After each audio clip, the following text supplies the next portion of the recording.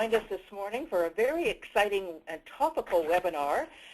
It's going to be looking at the upcoming referendum, the proposed transportation projects, and their potential health impacts. So we know this is very timely and something that's of interest to you, so thank you for being part of it.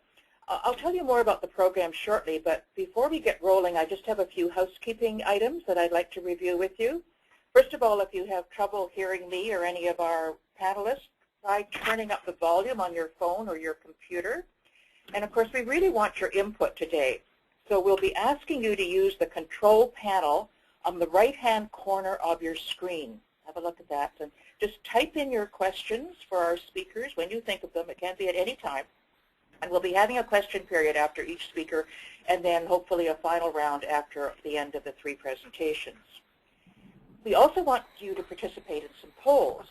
We'll give you a heads up that the poll is coming, and you will see a blue screen that has multiple choice questions. Please respond to the polls. You'll have a few seconds to do so, and then we'll announce the results for everyone to see. And the polls provide us and the panelists and you with instant feedback. Again, we really want to hear your questions and comments, and so don't forget you can submit them at any time. Simply type them into the question box on the right-hand side of the screen, and also please indicate if there's someone in particular that you're addressing your question or comment to, and we'll certainly answer as many questions as we have time for. If we miss any of them, we'll send out a post-event email with any of the missed questions and answers. So that's the logistics. Now let's get going with our webinar. So here at the BC Healthy Living Alliance, we've long supported active transportation and healthier built environments because of the strong connection with physical activity and overall community wellness that relates to chronic disease prevention. Recently, we've delved into transportation issues because of the timely opportunities, specifically the Ministry of Transportation's 10-year consultation plan that wrapped up in December, and we presented to that, and now, of course, the upcoming referendum on the congestion improvement tax. And we've organized this webinar today because the outcome of the referendum will have serious implications on the health of residents of the Metro Vancouver. And with such a large proportion of our population in this region, it's not an exaggeration to say that we'll have an impact on the health of British Columbia. So we're just delighted to have some excellent speakers lined up for you today. And starting off as our first speaker is Dr. Patricia Daly, the Chief Medical Health Officer and Vice President of Public Health for Vancouver Coastal Health. And we can't think of anyone better to tell us about the connections between health and transportation that should be considered in this referendum. And our second speaker is Bob Patton, Executive Vice President of Strategic Planning and Stakeholder Relations at TransLink. He will describe the transportation projects that will be paid for with the congestion improvement tax, and he'll explain some of the strategic planning considerations for those improvements. And rounding up the webinar today is former City of Vancouver Councillor and Business in Vancouver publisher, Peter Ladner. He will describe the coalition that has formed around the Yes side and why all Metro residents should make the time to mail in those ballots. So we've left plenty of time for discussion at the end of the presentation, so we encourage you again to ask your questions. Now, just before we start the webinar presentations, we'd like to start with a question about you. We'll put this up as a poll and post the results. If you see that you fit into more than one category, then just choose the one that best fits for why you're joining us today. So we'll put up the poll here and give you a couple of seconds. People are pretty good about voting.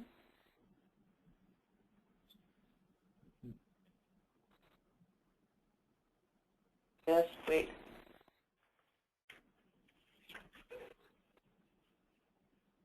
Well, it's looking like it's pretty close between the connections between health and transportation and all of the above.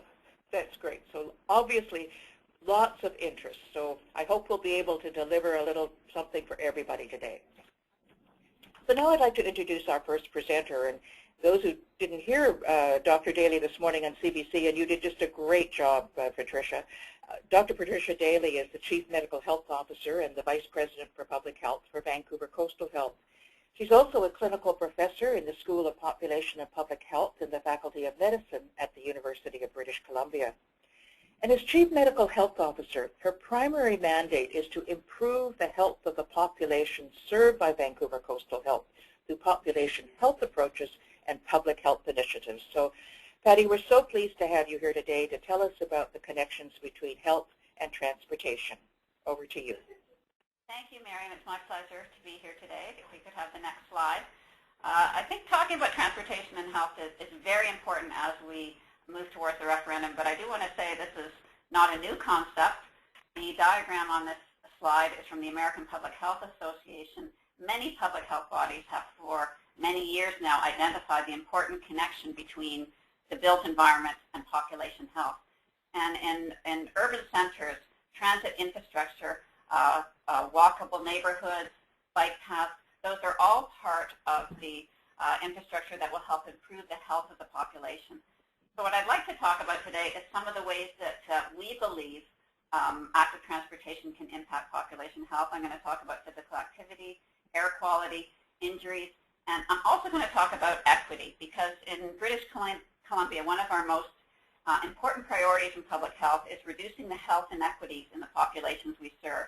We're by and large a healthy population, but we know there are people in our province who don't enjoy good health, and there are many reasons for that. And within the Lower Mainland, this plan can actually help address some of those health inequities. So if we could go to the next slide. Let's start by talking about physical activity. We know that physical activity can reduce the risk of many chronic diseases, of cancer. We also know it can maintain healthy weights.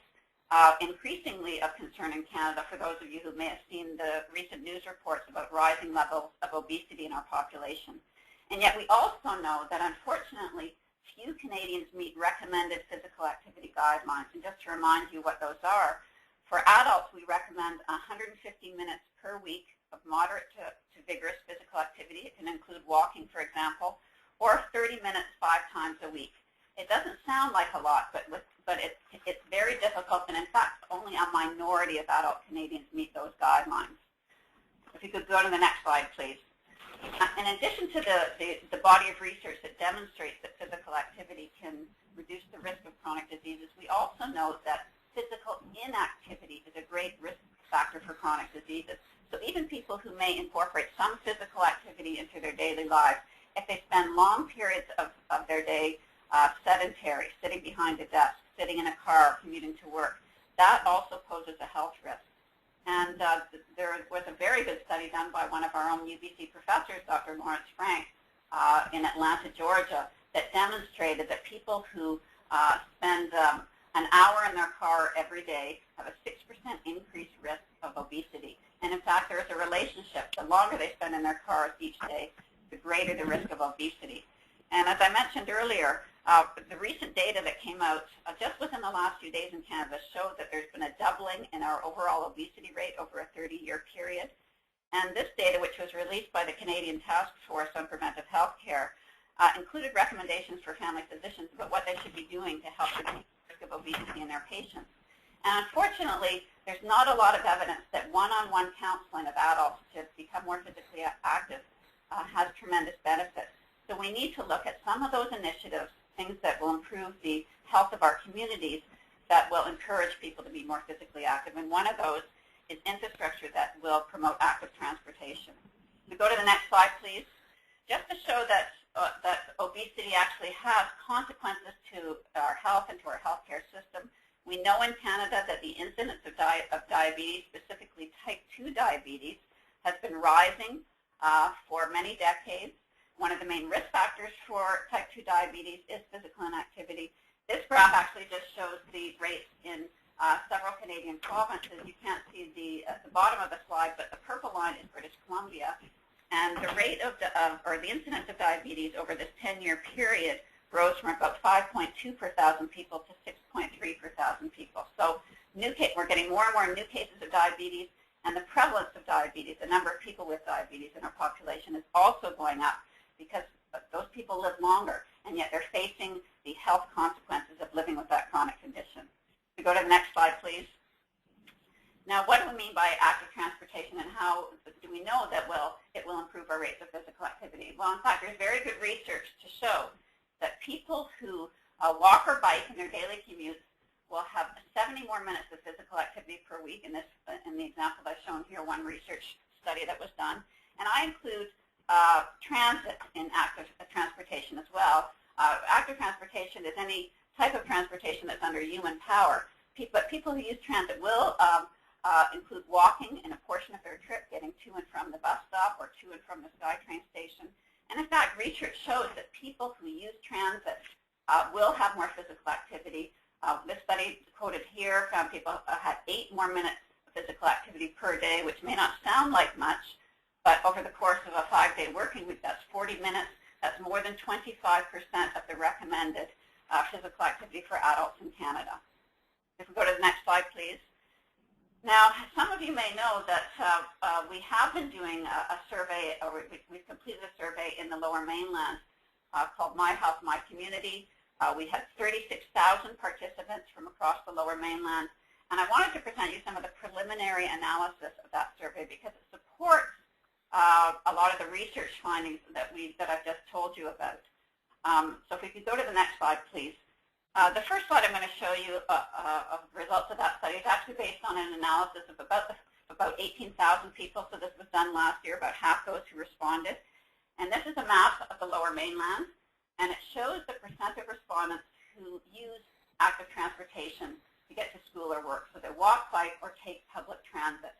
And the dark purple levels are those pockets of the population who are more likely to walk, bike, or take transit to work or school. So they're more likely to use active transportation. And we've overlaid that the existing transit infrastructure, the Canada Line and the SkyTrain and the West Coast Express. And I think you can see there are great differences in the Lower Mainland in the percent of the population that uses active transportation. Much more purple areas, for example, in Vancouver, where we have a very walkable city, good bike infrastructure, and transit opportunities. But I want you to take a look at, for example, in Richmond, at the start of the Canada Line, and in Surrey, where you see the start of the SkyTrain line. People living close to those big transit hubs are much more likely to use active transportation. And in those areas where you don't see any of the red lines, we can see very little of that dark purple. So think about that when you see the planned improvements that are part of the Mayor's transportation plan. We hope to improve the level of purple if we were to repeat this survey in future. If you can go to the next slide, please.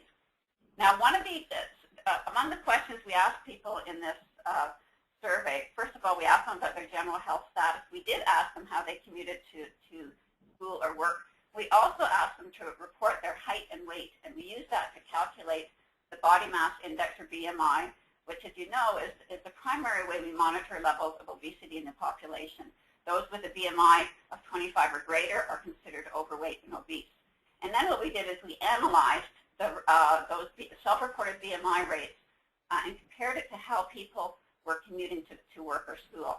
And if we use people who commute by car as our reference point, this study found that within the Lower Mainland, those people who use transit to get to school or work are less likely to have BMIs that or to self-report BMIs in that category of being overweight or obese. And people who walk or bike are even less likely to report those high BMIs.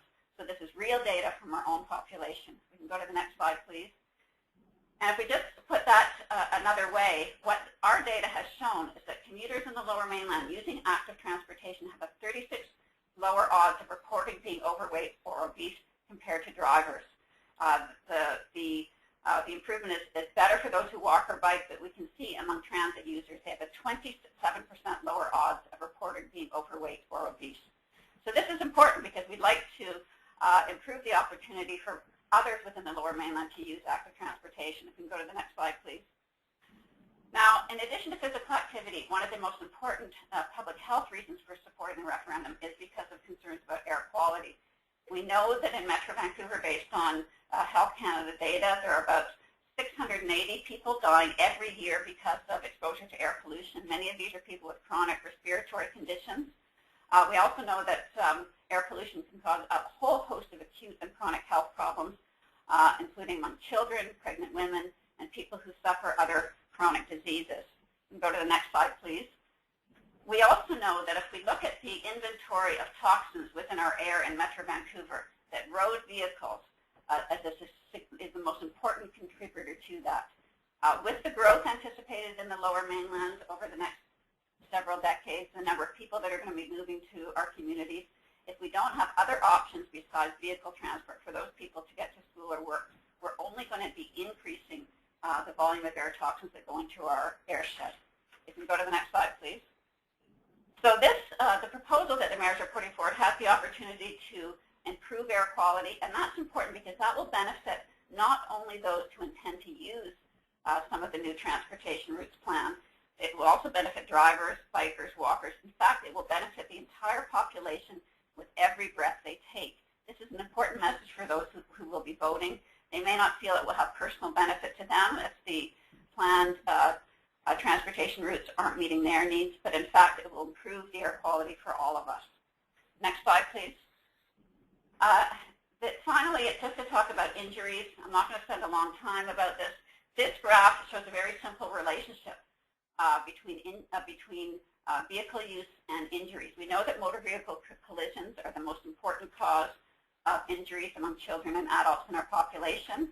And this graph, which is data from a number of OECD countries, shows that the more vehicle kilometers traveled per capita, the higher the rate of traffic fatalities from motor vehicle collisions. We don't want to increase the number of injuries in our population, and the way we avoid that is by getting more people out of cars and into transit. Next slide, please. And finally, to talk about the issue of equity, and I've included a quote here that you can read from a report done by Toronto Public Health in support of their urban transit transportation plan. I think it's really important to understand that that when we talk about populations who may be vulnerable, that transit is a necessity for them and will influence many other of those important determinants of population health. People need it to get to their place of employment, to get to their place of education. Single mothers need it to take their children to get their immunizations, to access health services, social and recreational opportunities for isolated seniors. And in many neighborhoods, there would be no access to healthy food if people didn't have transit. So if we want to reduce health inequities in our population, this is a necessity, not something that's nice to have, but something that's absolutely necessary. And we need to consider transit as one of those determinants of population health. If we can go to the next slide, please. I'd just like to end by actually including a slide that came from presentations that I gave back in 2011. If we think back 5 years ago to what we were doing, just about this time we were getting ready to host the 2010 Winter Olympics. And there were many, many groups, including those of us working in public health, that wanted to leverage the Olympics as an opportunity to improve the health of our population, to maybe encourage people to be more physically active by seeing the great athletes who participated. We certainly have many good legacies from the Olympics. We have improved, for example, recreational centers in many of our Lower Mainland communities. But what I have said since the day the Olympics ended is the most important public health legacy of those games was the opening of the Canada line. It would not have opened as quickly if we didn't host the games. If you remember, the government had a goal of 100,000 riders on the Canada line over the course of several years. In fact, they had 100,000 riders the day it opened. There were up to 280,000 passengers a day during the Olympics, and today 130,000 people use the Canada line. These are people that are getting more physical activity in their lives. These are people who aren't in vehicles contributing toxins to our air shed. So this is just really great public health legacy. Next slide. And our hope as medical health officers in the Lower Mainland, if we could get the last slide, please, is that we consider this referendum to be the next great public health legacy. It will tremendously improve our opportunity for good health in our population, so we encourage everybody to consider that when they get their ballots. Thank you. Great. Well, thank you, Patricia. That's a wonderful presentation. Great data, great arguments. You've certainly highlighted some of the really important ways that transportation systems and planning impact our health and quality of life, and that's the kind of evidence that obviously has informed and motivated the BC Healthy Living Alliance to take a position on transportation in the referendum. Now, I'd like to ask our audience, please send us any questions you may have to Dr. Daly, and those who may have joined us a little late. If you look at the control panel on the right-hand corner of your screen, that's where you can type in your questions as you think of them, and we will try to answer them as they go along. So let's get started, Patty. You mentioned just at the end how the medical health officers were getting engaged. How will they be able to get involved in explaining to the media and the public the health consequences of the different transportation scenarios within the context of the referendum? Well, one of the things we're doing, I did talk briefly about the data from our My Health, My Community survey, which is probably going to be our richest source of data on population health within the Lower Mainland. We are busily analyzing that data. We have found the important relationship between active transportation and self-reported BMI clearly exists in our population, but we're doing several other analysis with that data, and we do intend to produce a report, release that publicly within the next month, and that will give us the opportunity to, again, to talk about the evidence, the local evidence we have about the importance of improving active transportation in our population. We're going to be using every opportunity to speak to the public through media and other means as well to encourage them to consider population health when they're deciding how they're going to vote in the referendum. Right, that's great, and I know you're so an effective spokesperson on all of that, Patty. We really appreciate it. Can you comment on the importance of whether you've spoken with the mayors of West Van, Burnaby, Maple Ridge, who are currently apparently against the referendum? Might be worth talking health with them rather than taxes or even transit per se. I don't know whether, Patty, you want to answer that or others may. Yes, and I'll just say that, first of all, I'm here on behalf of all the medical health officers, including those in Fraser Health. Dr. Victoria Lee is the acting chief medical health officer in Fraser Health, and some of those communities are within their jurisdiction. But all of us are linking with our local governments to see if we can provide them data, provide them support, to indicate to them why we think this is an important population health initiative. But as we know, a majority of mayors in the Lower Mainland are actually very much in support of the plan. I think you'll see us linking more in the coming weeks with those mayors, making sure they have access to the data and analysis that I talked about. And Eric has asked whether you could comment on the importance of services like the Handy Dart from a public health perspective. Yes, and in my short presentation, I didn't talk about all the health benefits that we might see. I think it's important if you remember the plan, because people have asked about Handy Dart. There are improvements planned in Handy Dart for people suffering disabilities, people who are socially isolated. Transit is so important to get them into the community. They need it to get to medical appointments. They need it to engage it with others. We know that social isolation, for example, is a significant risk factor for poor health, including poor mental health. So for people living with disabilities, for the frail elderly, transit may be even more important, and I know the plan addresses some of their needs.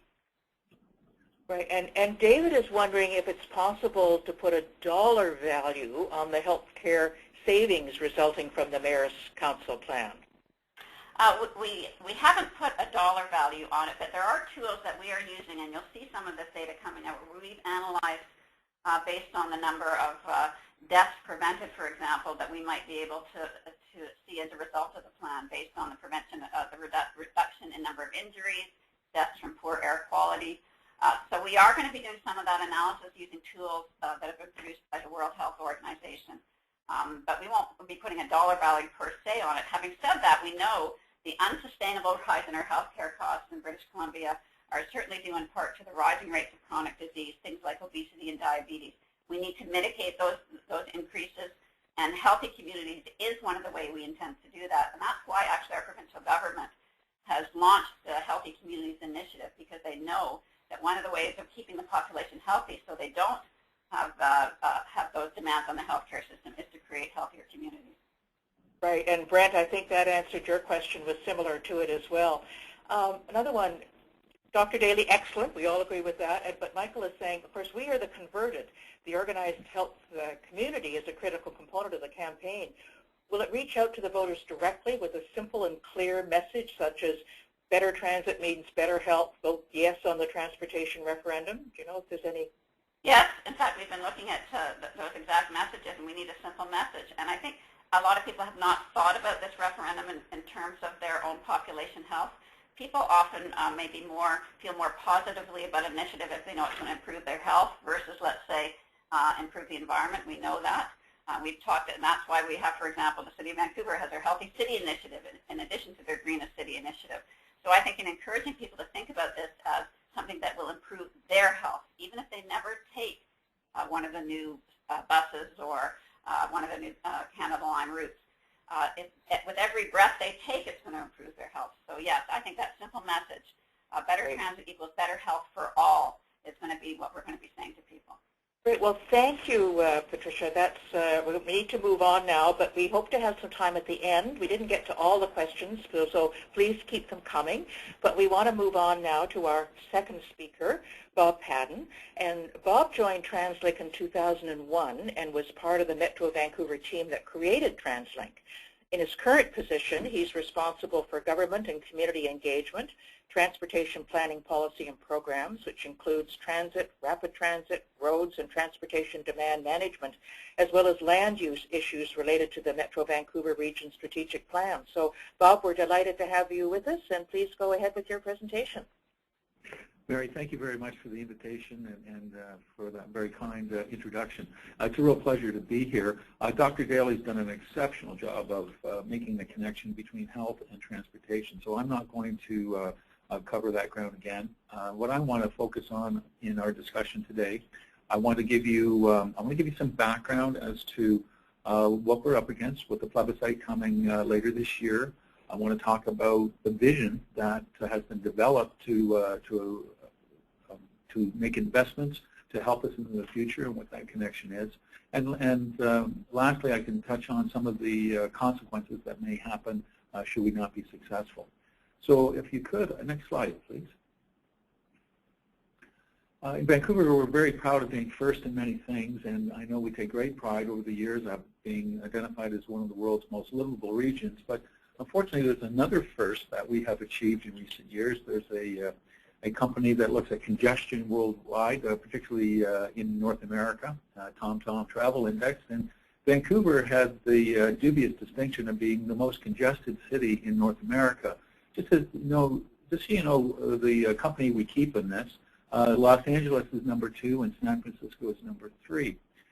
So this is certainly something that we are very mindful of, that we're already a very congested city, and as Dr. Daly noted, we're going to be growing. We could see maybe another 1 million people over the next 25 years, and we anticipate with that 1 million people to bring 600,000 more vehicles into our region. To give you some idea of what that means, if you put those end to end, they stretch from Horseshoe Bay out to the prairies. And so we've got to be really mindful of the population increase and how we're going to deal with this. And so the mayor's vision that has been developed has certainly been something that will try to address that and try to contain the use of the automobile. Now, the other thing I want to touch on here is how did we get to this point? And one of the things that happened, we go back to 2012, the minister of the day, Minister of Transportation, Mary Pollock, the government completed an audit of TransLink, one of several that were done in that year of 2012. The government findings were that TransLink was a world-class organization, and she went on to say the envy of many jurisdictions around the world.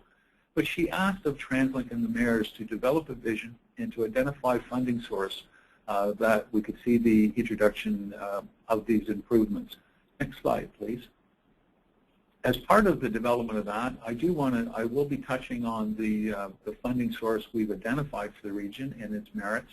But one of the things that certainly came with the development of the vision has been requests and legislation by the government of British Columbia that the people of Metro Vancouver have a say in whether or not to increase taxation for these investments. And so it's been decided that there will be a mail-in ballot, a referendum, will be undertaken. That referendum will commence on March the 15th and will conclude on May the 29th. That will be ballots will be distributed to all eligible voters in the region, and it will be important that we have people respond positively to that referendum, as all we need is a 50+1 majority in the referendum to be able to have a yes vote approved and then take steps to move on improved funding. If we could just go to the next slide, please. One of the things that, before I go into what we will be achieving, I want to touch a little bit more on the cost of doing nothing. I've already touched on how much congestion we could be facing in those cars, but also that translates into a number of things in terms of our livability. We really value in this region our green spaces, our clean air. We value our social spaces. All of that will be impacted quite severely in the event that we do not have a successful referendum. We will see enormous sprawl in the region. We'll see all kinds of things that I think will have, and we've determined will have a very negative impact. So doing nothing or not voting for this will come as a consequence to us. And it's not clear to us how easily we'd be able to rectify that into the future. As the legislation says, if this referendum doesn't pass, we will have to wait at least 4 more years to the next local government elections before we can even consider a new funding source. So this is a very important decision that's in front of us. Next slide, please. But rather than talk about that doom and gloom, let's talk about what we do have, what has been identified. I think many people have heard the figure that the mayor's developed a plan to see investments over the next 10 to 12 years that would be roughly in total $7.5 billion. That captures many things. I know the major rapid transit projects in the replacement Patello Bridge have certainly been of interest. We'll be looking at 2 light rail transit lines in Surrey. One of those lines would be going from Guildford down to Newton. The other line would go from Surrey Central out to Langley City. We've also identified an extension of the Millennium Line that would go into West Broadway. We've also identified the need to replace the Patello Bridge, but we'd be replacing it with a 4-lane bridge at today's current standards with the potential to increase it to 6 in the future if needed. So those are the big ticket items. But let's talk about the things that I think don't get as much play. If this referendum is successful, what we envision for the region is a 25% increase in bus service. We'd be buying 400 more buses. These buses would enable us to see 200 more kilometers of B-line services, which is very frequent. What that means to the people of this region is that 70% of Metro Vancouver residents will have access to more frequent transit throughout the day. And as Dr. Daly made the connection between transit and health, that will be significant improvements to our health in our region. I was also in a question from one of the participants today was asking about handy dart service. We'd be looking at a 30% more handy dart service in this region. We'd be looking at upgrades of our Millennium Line. We'd be increasing the capacity of the West Coast Express that comes in from the east. We would have significantly more C-bus service and ultimately a 3rd C-bus onto the North Shore. So as we look at all of this, there's significant things on the transit side. I would also like to add, though, as we've talked, there is a Patello Bridge. We are also looking at improvements on the major road network to ensure that goods and services can still move through our region. So there is much in this investment package. What we've identified is that we believe what we need for our region to be able to make our contribution would be an additional $250 million a year in new revenue. And I want to now move to how that, what the proposal is to generate that revenue. Next slide, please. So with regard to the $250 million regional tool, what we've suggested for consideration is that it would be a 0.5% of sales tax. Excuse me. We believe that that 0.5% is affordable, it's balanced. There are a number of things that would make it relatively easy to implement in the region. But we landed on this by comparing some other funding sources. Next slide, please. So I want to just go over how we determined that and how the mayor's determined to proceed with a 0.5%. The other choices that we had in front of us for consideration in the region, one would be a vehicle registration fee. That certainly has been something talked about over the last 15 years. There was also the potential of having an increase in the carbon tax in our region. It would just be very specific to Metro Vancouver, or a combination of a carbon tax and a vehicle registration fee. So one of the first tests we wanted to do was affordability. How would any of these sources impact? And as you can see from this slide, it was determined that the average household would pay less, $125 per year, on average per family, with a 0.5% of provincial sales tax, which is now being called a congestion improvement tax in the ballot. And you can certainly see in the other funding sources, they all are considerably higher than that in terms of impact on affordability.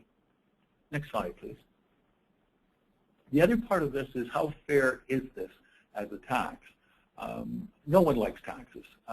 We know that, and we're all concerned about taxes. So if we move for new taxation, we want to be very clear that this is an appropriate way to go, and that it's fair.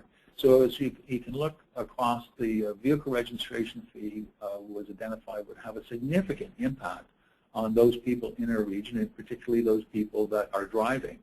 When we look at the carbon tax, it's about 55% of that would be paid by our households. Almost all, none of the other sources impact our visitors into our region. And so what we identify with the regional sales tax is that it's a fairly even split between households and business, 50% for households, 45% business, and 5% by those people who visit our region and use our services, whether they be daily commuters that come in from the eastern part of the region or from Squamish and then use the system, roads included, or they be travelers that are visiting here from afar. So we felt that that was a very fair way to go. Next slide, please. So what has been put forward, we advanced this, the mayor's advanced this proposal to the provincial government in late December. The ballot has been reviewed. There were some changes that have been made, and then we're now looking at a ballot that is specifically, we've changed the language from a referendum to a plebiscite. I won't go into the background on that, but it was just very specific to the nature of our legislation versus the provincial referendum legislation. And we now have the ballot that's in front of us. In developing the ballot, though, we did have an opportunity to do some market testing, some focus groups, to review this with citizens. We wanted something that was fairly clear, easy to understand, and would also identify what would be in the package based on their vote, should they vote yes or no. And so we feel that this will be a ballot that citizens will be easy to use, that there'll be very little confusion with it. We're just waiting now. There will be some regulations coming forward from BC's election, and the provincial government is covering all of the costs to administer the plebiscite in our region, and there will be some regulations that we'll see soon. Next slide, please. So I'll just bring it to conclusion. Some of the things that we've looked at in our region, all of these investments will do a lot for us. If we are successful in the next 30 years, if first we make these investments, and they'll cover many of those services I talked about, they'll also cover the region's contribution to some of the major capital projects such as LRT, SkyTrain Extension, or Patella Bridge. We may well have the opportunity to contain the growth of the automobile, to keep it at today's levels of use while we bring in another 1 million people. If we do that, we'll be one of the most unique cities in North America to achieve that. But we'll also protect the values that are important to us, our green spaces, our health, and our social well-being. So TransLink believes a vote yes is vital to the future of this region, and it's an integral part of our ability to grow and to develop as one of the world's most sustainable cities. And with that, I'll conclude. So thank you very much for the opportunity to speak with you today. Great. Thank you very much, Bob. That's a wonderful explanation of the background and all the work that's leading up to the referendum and the rationale for the choices that were considered in terms of how to pay for all this expansion. Now, I'd like to invite the audience to send any questions, and don't forget to put them in on the bottom right-hand corner. We already have a couple, and the first one from Shanna, something I'm sure you're familiar with, Bob. How do we explain to people they should vote for this referendum when they are distrusting of how TransLink has managed money in the past? As a large public agency, I think it's important that people keep a critical eye on us, and we certainly have had a lot of that over the last couple of years. As I mentioned earlier, we've had a number of audits in recent years, the most recent one conducted by the provincial government. And what that audit found that the efforts that we're making are certainly the types of improvements that are needed in the region. We've been really managing our costs. And I'll just cite a couple of things for people so you have a sense of what we've been doing. That totaled tens of millions of dollars in savings or elimination of waste. So, for example, we've been able to achieve a $25 million in transportation infrastructure improvements in the last 3 years without increasing our costs. We're putting more service on the street today than we did before, and we're doing that by making the best use of what we've had. Now, there are some impacts to people when we maybe reduce service in an area that isn't used highly enough, but we've been able to keep improving our services at no new cost. We've been able to cut millions of dollars in how we procure and buy things by centralizing, taking advantage of technology. And one of the things that we're very proud of is that we get a $2 million back from WorkSafe BC because of the safety practices of our employees. So there's a whole number of things that we have been doing over the last number of years to eliminate waste, to cut costs, and to save the taxpayer money, and we're very proud of that. And much of this is on our website, and be pleased to provide more information to anyone that would like to learn more about what we've done in that area. Great. And Eric is asking, how much flexibility will municipalities have to use major road network funds for sustainable transportation initiatives, for example, transit lanes and signal priority, sidewalks within walking distance of the frequent transit network, and cycling improvements? One of the things that we do, and it's a good question, each year we provide municipalities with funding. So some of the money we bring in is redirected to municipalities for what we call the major road network. A major road is essentially any road that crosses municipal boundaries, and in our region with so few provincial highways, they're quite critical to us. In the last few years, we've been really pleased to be able to use some of those funds to leverage the work that municipalities can do with regard to improving walking and cycling and transit. And so these funds will go to look at the use of our roads in ways that are more than just for automobiles and vehicles. But as I also mentioned, we still have an important need to be able to have our groceries delivered to our store, and for people to be able to undertake the delivery of services in the region. But we are in a situation now where our road funding can achieve multiple multimodal objectives, to use a bit of transportation jargon there. Now, people have a couple of questions about the actual referendum procedures. For example, Marta is asking, if someone loses their ballot, will they be able to access another one? My understanding in the discussions we've had with BC Elections that is very will be the case. They're just going to have to demonstrate that they haven't completed one, and that will be done. But certainly we want to ensure that everyone has a ballot, and we recognize with a mail-out ballot, things can happen with things that go missing in the mail. So my understanding is that will be in place according to BC Elections. Okay, and then Kay was wondering, you said the provincial government will cover all the costs of administering the referendum, but I've heard from student groups at UBC that they understand the ballot will not have postage paid, and they are concerned that this generation may find the extra step of going to the post office to get a stamp will be a barrier to submitting their votes. They should do that walking, shouldn't they? We have not heard that from Elections BC.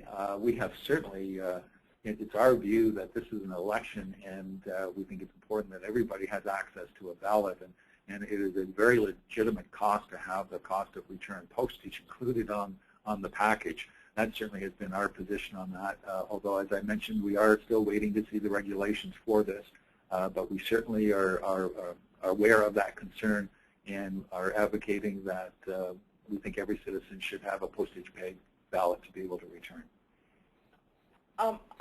Marta again was asking, how long will the tax increase be in effect, and will there be a set deadline for it to end? One of the things with our revenue need is that it's not just for our capital costs. We tend to talk about the things that this money will buy, but it also deals with the, when we talk about a 25% increase in services, in bus service, what we're talking about are 400 new buses. We have to continually put fuel into those buses and pay for the drivers, pay for the mechanics, and pay for all the services. So we will need this increase in revenue for ongoing purposes to be able to maintain an increased transit network in our region, and also to continue to sustain the investment in our roads. So it is not anticipated that there would be an end date for this, although with capital contributions, those are projects where we will be seeking senior government funding on the big ones like LRT and SkyTrain extensions from the federal and provincial governments. Bob, there's a lot more questions, but I'd like to get on with Peter's presentation, and then hopefully we can come back and respond to some of those additional questions. So keep them coming. But in the interim, Peter, if I could introduce you. Peter Ladner is a former Vancouver City Councillor, Metro Vancouver Vice Chair, and TransLink board member. He's a co-founder of Business in Vancouver Media Group, where he writes a weekly column. And more recently, Peter has joined the board of the Better Transit and Transportation Coalition, which is campaigning for a yes vote in the 2015 Metro Vancouver plebiscite. So, Peter, delighted to have you with us, and over to you. Thank you very much, Mary, and thank you everybody who's tuning in. This is such an important issue for the Lower Mainland, and I really appreciate the opportunity to be involved. I'm going to talk about ways that I can help you persuade people to vote yes. And I'm going to talk a little bit about some of the stuff, briefly dramatize and highlight some of the stuff you've heard from Bob, and then give you some comfort in supporting TransLink. And I'm finally going to I'm going to tell you some of the things that you can do. So, just going to get my timer going here. Next slide, please. Bob talked about the million-plus people who are coming here. I just want to show you some pictures that really make it, in my mind, so compelling. Next slide, please. Why we have to deal with this. This is like taking a tower like this, and we need about 1,500 towers like this to fit these people in. Next slide, please.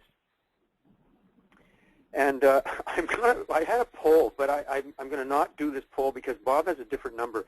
He's talking about 600,000 cars. The number I had was 730,000 cars. Either way, you get the idea. There would be a lot of cars that have to fit in here. That's okay. You can go to the next slide. And if you had to fit them in on a surface parking lot, you would take the entire city of Richmond. So if you even wanted to have the status quo relationship of people to cars, it's almost going to be physically impossible to do that. And if we try to do that, we are going to get into some huge and intractable problems. Next slide, please. One fanciful solution somebody proposes, yeah, we could build the tallest building in the world and jam it in there as a parkade, but this shows you this is the biggest tower from Dubai. And if you turned all those floors into parkades, you might be able to fit those cars in. But clearly, this is a preposterous notion. Next slide, please. So I want to give you some comfort in defending TransLink, because the no side is basically attacking TransLink. And as Bob described, the case for the TransLink's weaknesses is simply very weak, but it's very easy to pinpoint certain things.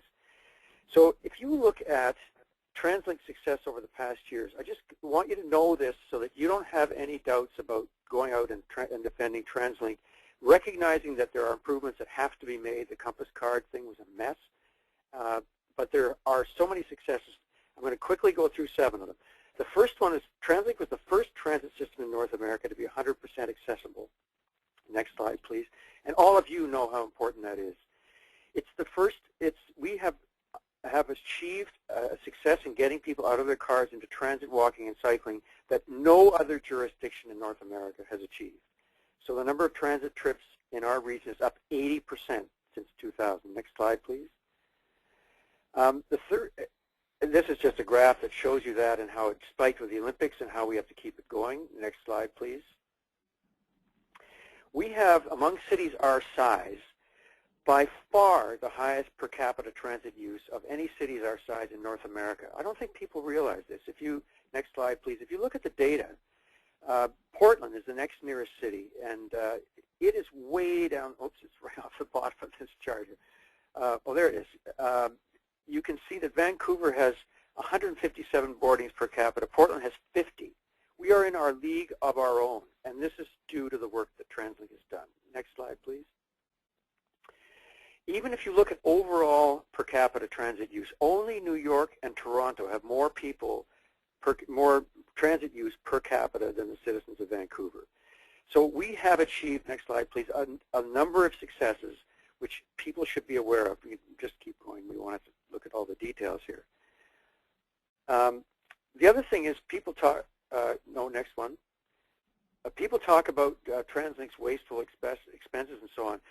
The SkyTrain with the driverless cars is the lowest operating cost light rail network anywhere, and the SkyTrain lines that we have more than cover their operating expenses from the fare box revenues. So people, I don't think, realize that either. It is not a wasteful system. Next slide. The Canada line, Patty Daly already talked about this. It's beaten its targets. It was on budget. Next slide, please. And the final thing is when people say everybody's unhappy with TransLink, actually, if you measure the results, that is not the case. There is a 7.4 out of 10 customer satisfaction rating from TransLink. So the next slide, please. We have to get 50% of trips to a healthy mode. This is mandated by the province, by the way, to achieve the goals that have been set out, and this referendum is going to do that. Next slide, please. Just keep going on this one. I mentioned that the government is behind on this. So here's the alternative. We can put people in these trains. Next slide, please.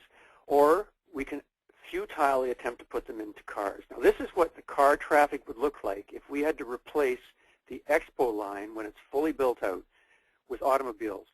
It is simply preposterous, impossible, and horribly expensive and damaging to health.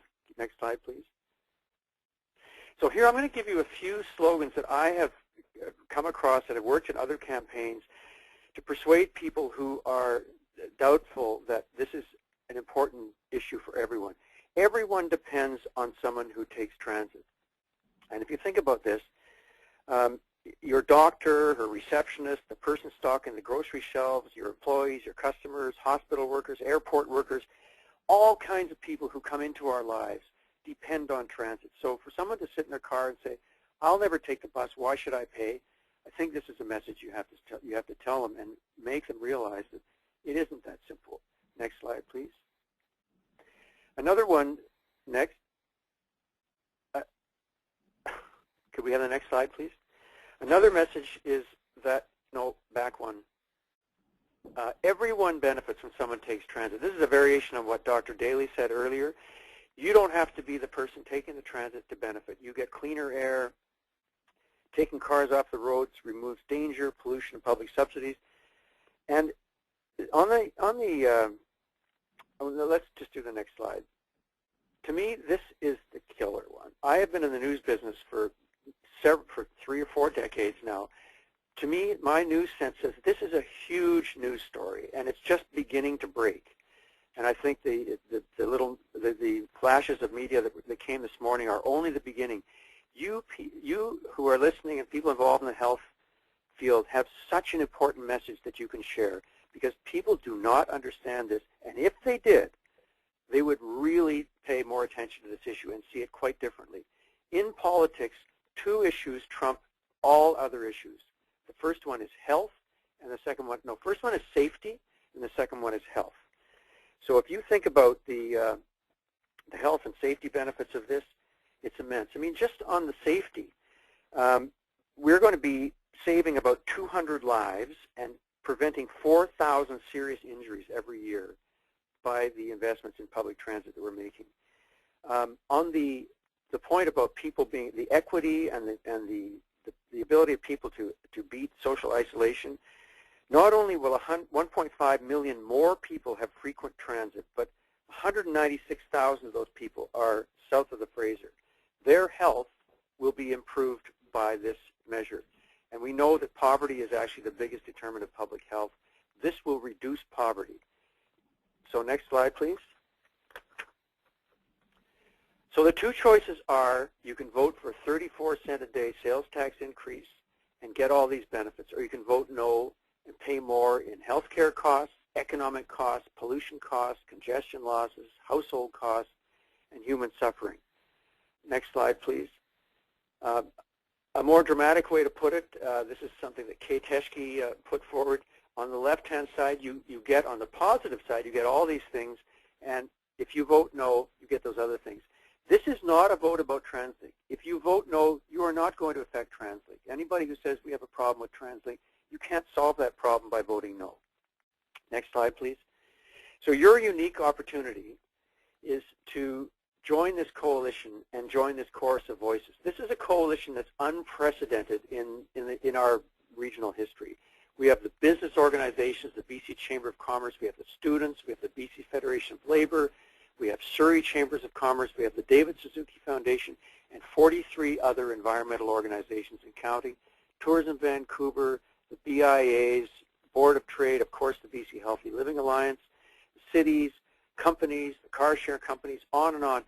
Many, many people understand what needs to be done. Next slide, please. So what you can do, first of all, of course, mail in your ballot after March 15th. Get people you know to mail in their ballots. Spread your unique and powerful health benefits message. Be a speaker. Organize a meeting to host a speaker. The Yes Coalition will have a leadership council of speakers who will come and call and talk to any group that you can assemble. As Dr. Daly said, all the MA shows in the region are committed. Get involved with any groups you can that are part of actively campaigning. There's a group called the Metro Vancouver Alliance, some of you may know, who are doing this. The BC Cycling Association is very active. You could donate to the Yes campaign. Bear in mind the time is extremely tight. We have a very short time to get this message out. Typically these campaigns take 2 years. Next slide, please. We have very few weeks. Here is the website for the Yes campaign. There will be a big launch in the next week or two. There's my email if you want to talk to me. I can connect you with people in the Yes campaign. You have the most powerful message of all the positive message. Your job is to make sure that it gets heard. Thank you. Well, thank you, Peter. That's a very succinct and strong message to help people in dealing with the referendum and some of the concerns that have been raised. We also, I should mention, we will be putting this webinar on our website later today, so you'll be able to go back and have access to all of the presentations as well. And our web address is www.bchealthyliving.ca. Now, we have a number of questions here. And Joe wants to know, how much does improved transit improve poverty? And I don't know whether, Peter, you would want to answer that, or we want to go back to Patricia. Anyone got? Well, I'll start it very quickly, and then Patricia can say whatever.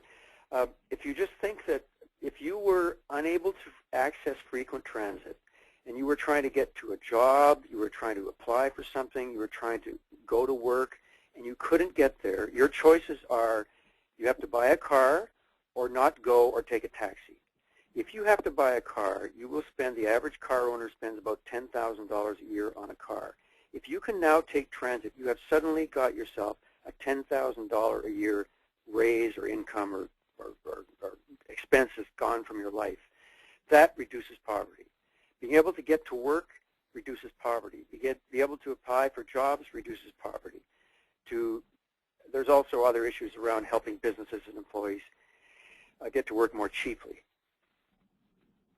All right, Patty, anything you'd like to add to that? I think Peter's right.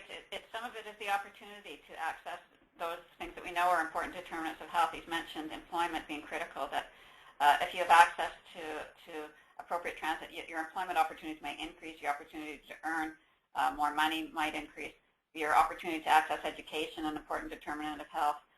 So yeah, it's about, we need to consider it as a gateway to those other important determinants of health that we know can help lift people out of poverty.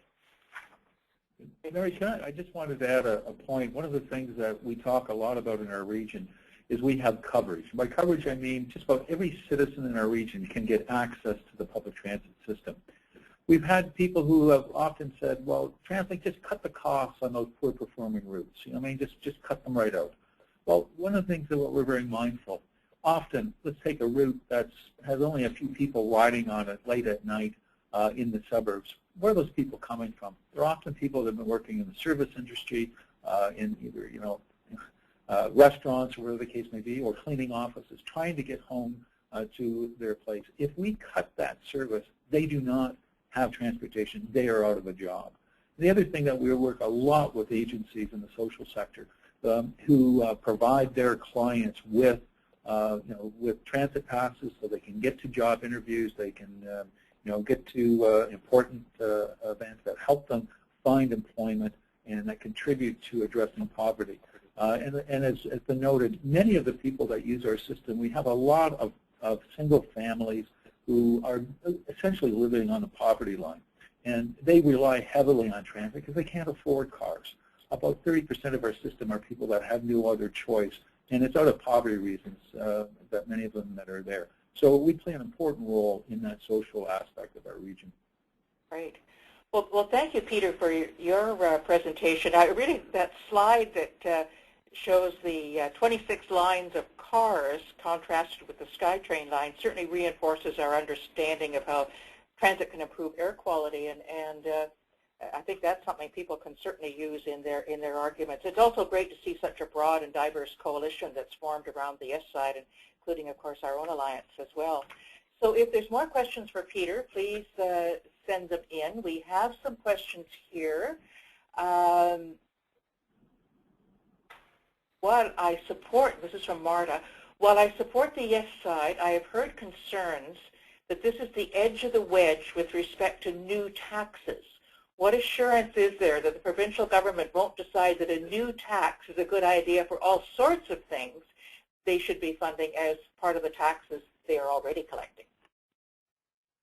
My answer to that would be that the reluctance of the provincial government to support a new tax and introduce new taxes is evident in the fact that they're putting this one to a referendum. This has never happened before anywhere in Canada. It has happened a lot in the States, but they are obviously very wary of new taxes, and governments don't get reelected if they bring too many new taxes in. Great. And Paula was asking, is there a site where we could direct people that provides a myth buster of transit concerns? Is that the site, Peter, that you mentioned, or is there another site? I can't say for certain that that website that I referenced would have that answer, but I can't believe it would not. We're going to have a frequently asked questions section there, and that website, I don't know if it's going up within a matter of days, but it may not be all there now. I haven't checked. But certainly, if you have those questions and you think people need answers, send them in to me or to that website, and we'll make sure that does get posted. And Alexis has said, we suggest we get these facts out via Twitter. These are key to help get a yes in the referendum. So I'm assuming there's going to be a Twitter campaign? Oh, there already is one. If you go to #CutCongestion, you can see all the collected campaigns. That's the hashtag that we're trying to get people to rally around. And there's all sorts of stuff going on right now on Twitter. Stupid stuff and what I would call smart stuff. But please get your messages into that mix. Right.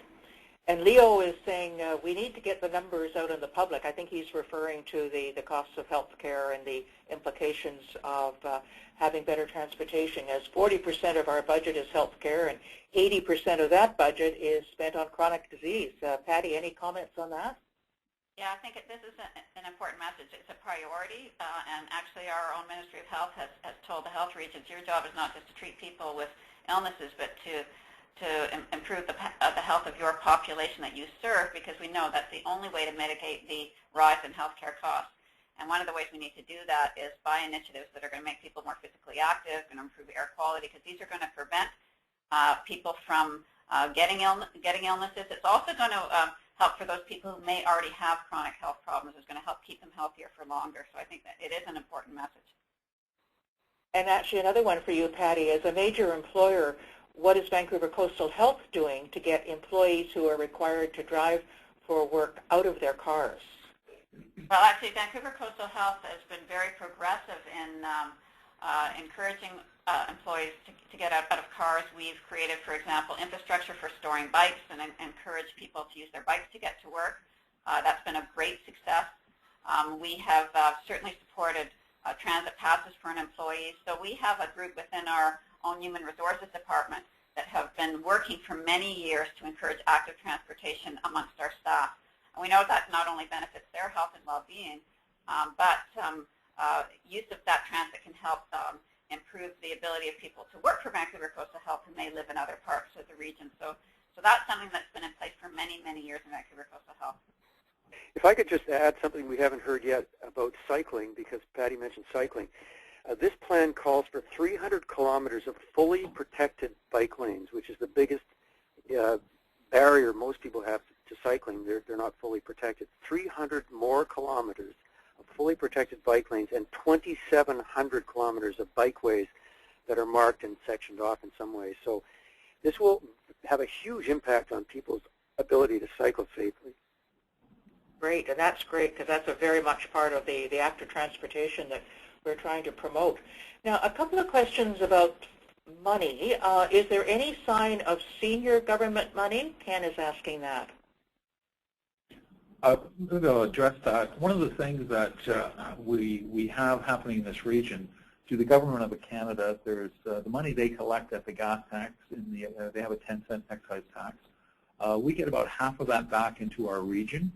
And so included in the $7.5 billion package that has been talked about, there is about $120 million per year that comes directly from the federal government that will be spent on things like buses, and actually that money has purchased 2 new C buses, and it has helped us to date over the last decade purchase 1,600 new vehicles. And so the federal government is involved. In addition to that, we have commitments from the government of British Columbia and an interest from the government of Canada to invest in the major infrastructure projects, LRT, TELO, Millennium Line Extension, etc. So now those need to be worked out, agreements come, but there certainly is strong support from senior government to invest in this plan. Right. If I could just, go ahead. Sorry, if I could just add, this plan has been, some of the no votes being rallied around the fact that this is a wish list, that this will not deliver these projects. And it is true that this proposal will only bring in the first 1/3 of the money, and there's expected to be, as Bob said, and there's already indications it's coming, money from the province and the federal government to finish off the funding, to complete the needed funding. But we will never get that money if we don't get this first piece in place. Okay, and I think that's what Marcella was asking in her question. Have the provincial and federal government said whether or not they'll actually provide the money needed for the proposed transportation plan? What I would say, we have heard that they are very interested in making contributions. I'm in discussions with both province and federal government. So they will be making contributions into the major infrastructure projects. We still have some work to do there's some detailed work to do. We have to go through and exactly define what the projects would be, how much they cost. But yes, the senior governments will participate. Elise is asking whether the plan would provide funding for building new sidewalks or improving existing sidewalks and enhance pedestrian safety as well. There is, now much of that is at the city level. However, we do have cost-sharing agreements when it comes to improving sidewalks where we have bus stops. We have a significant program. I think today we've invested over the last decade, about 67% of all of our bus stops are fully accessible, and it's a matter of tracking that through. So some of these funds do go into those improvements, but a lot of the sidewalk work is work that's done directly by cities. But one of the things that we do, by giving them money for the major road network, that frees up more of their revenue and their money to be able to invest in sidewalks. We forget, in parts of our region, we have a lot of residents that have no sidewalk in front of them. You can't even begin a transit trip without a sidewalk. So we really need to work at that in some of the places in Langley Township and Surrey and Maple Ridge as examples to be able to provide that infrastructure. Right. Madeline this is for you, Bob, is asking, will there be an increase in transit fares during this process?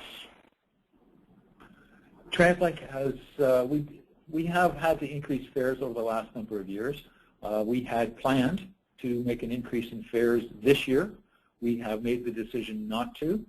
We're very concerned about the impact of fare increases on ridership. We had a fare increase a couple of years ago. And at the start of 2013, it did impact our ridership. Our growth stalled a bit as a result of that. We haven't been growing as quickly, so we made a decision at this point not to increase fares. There may well need to be some fare increases somewhere over the next decade. I can't predict what is needed. Keep in mind that fare revenue is an important part of this. It's the largest amount of revenue we receive, and it's close to $400 million a year that comes in from fares. and we cover about 50% of our transit operating costs with that. So it is an important contribution, but we're very mindful of the impact of the cost of transit trips. And Toby was wondering if you've considered increases in tolls to help offset the cost of infrastructure development or offset the cost to the public transit users. Right now, the toll revenue, we only have one bridge, the Golden Ears Bridge, that has tolls on it. The bridge is in its early years. We do need to subsidize that bridge. In time, the tolls will cover all of its costs. But right now, those revenues are going in to pay for that infrastructure over the next 30 years. So that money is not going to pay for the rest of the system. Now, I would like to say what is really important in the Mayor's vision, and we have not talked about it, we've only been focused on the immediate revenue needs.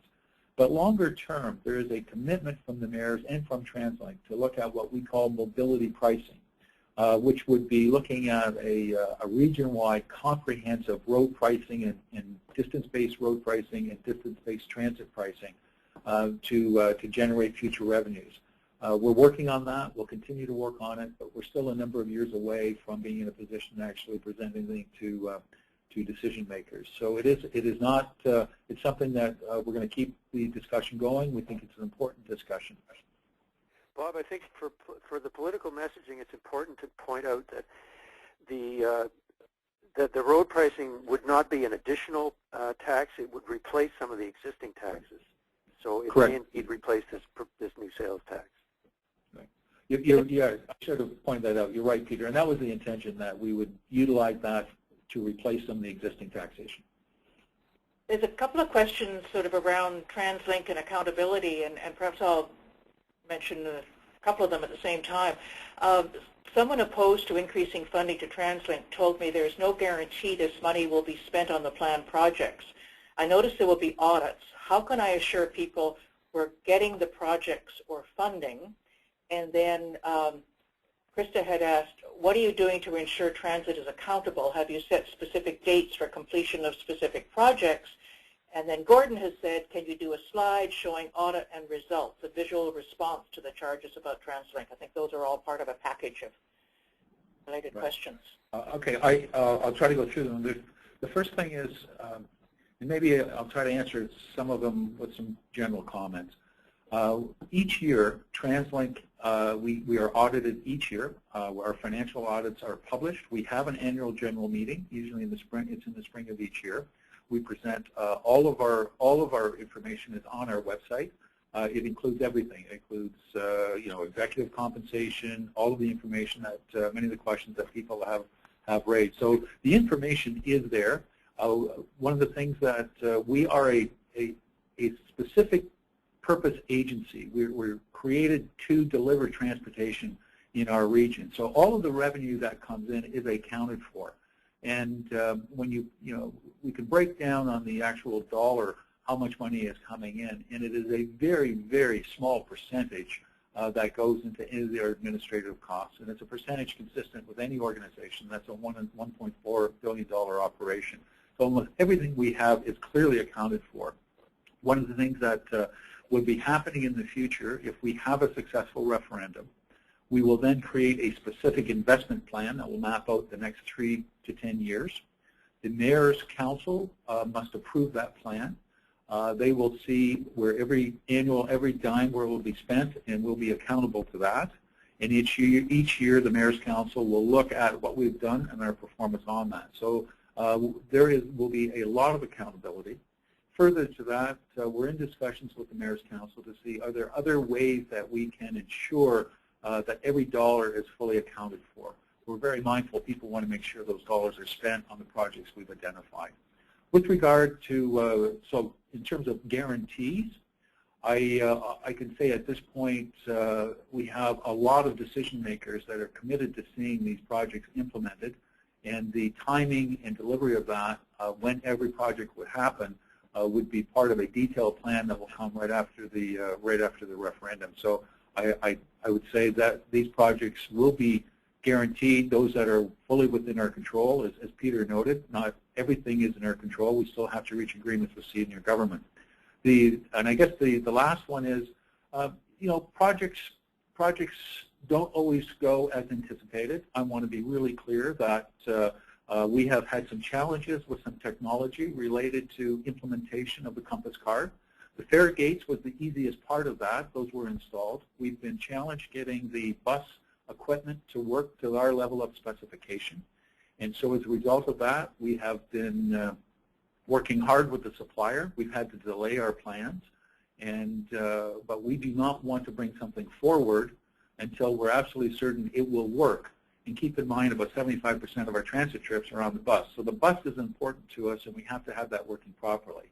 We are not spending a lot of money. In fact, the supplier, I don't want to go into details, but we are not at all over budget. We have not been over budget. We continue to be on budget. I think we may have made the rookie mistake, like many other agencies did, predicting a time when we'd have this done. That happened in Atlanta, in Calgary, in Chicago, in Toronto, and almost every agency has found these things often take 4 to 5 years. But we are on track.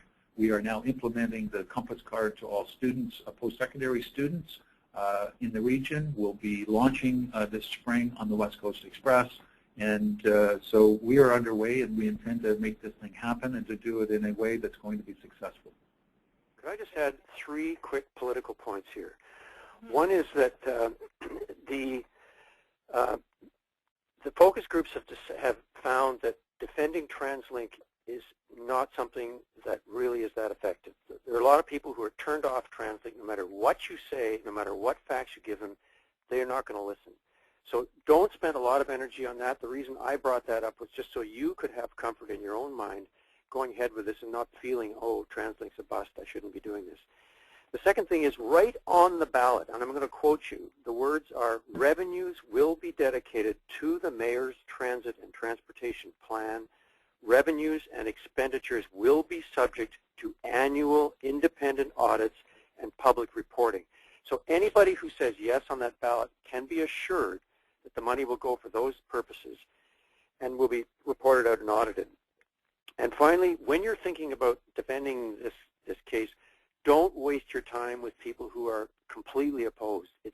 They're never going to change their mind. Work with the people who are supporters to get them out, or people who can be persuaded, who may listen to reason, and focus your energy there. Great advice, Peter. I would certainly agree with you. By the way, we've had several people on the line that want to give a big shout out and thanks to Dr. Daly and Vancouver Coastal Health, and I think actually TransLink as well, for their support towards hosting the Pro Walk, Pro Bike, Pro Place 2016 conference, which is going to be held here in Vancouver in 2016 on the theme of better health through active transportation. So it's going to be after the referendum, I realized, but it's great that we've had that support.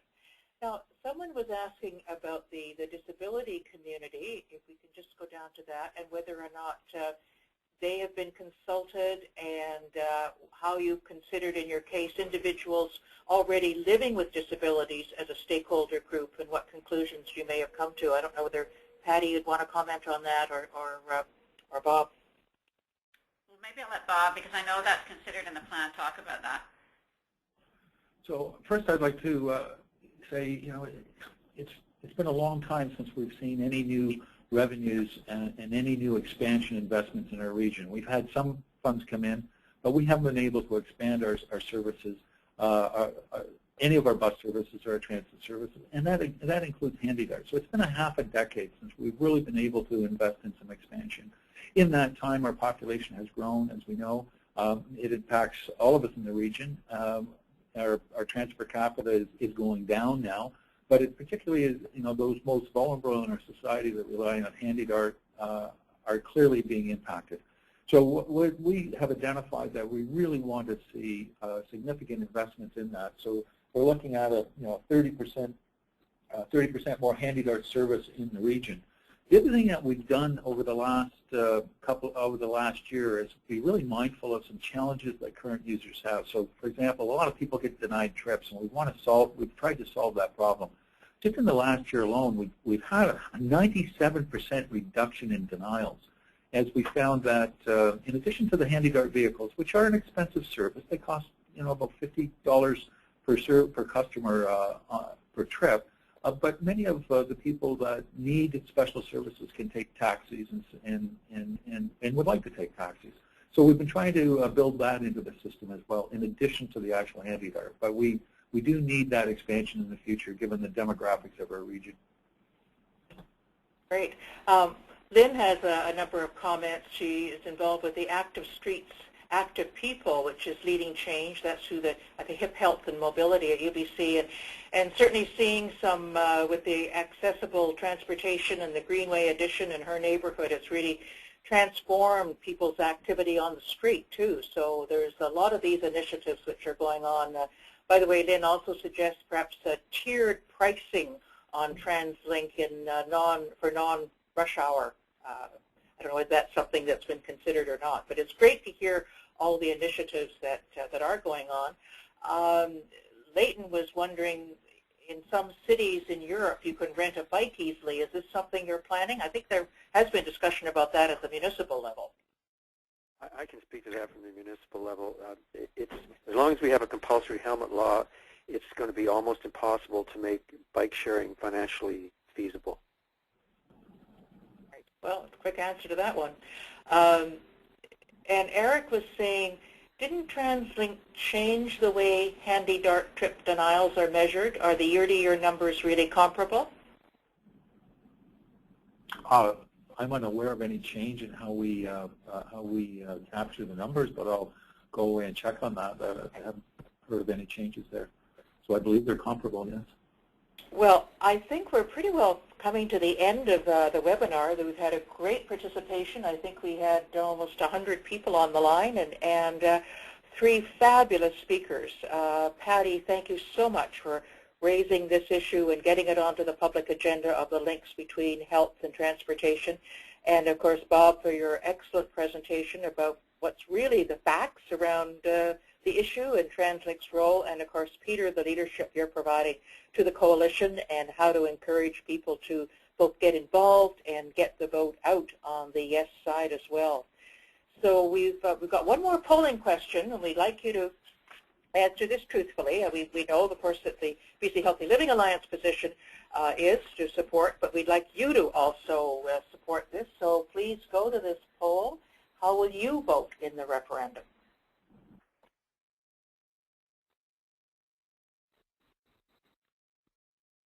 It's coming up here.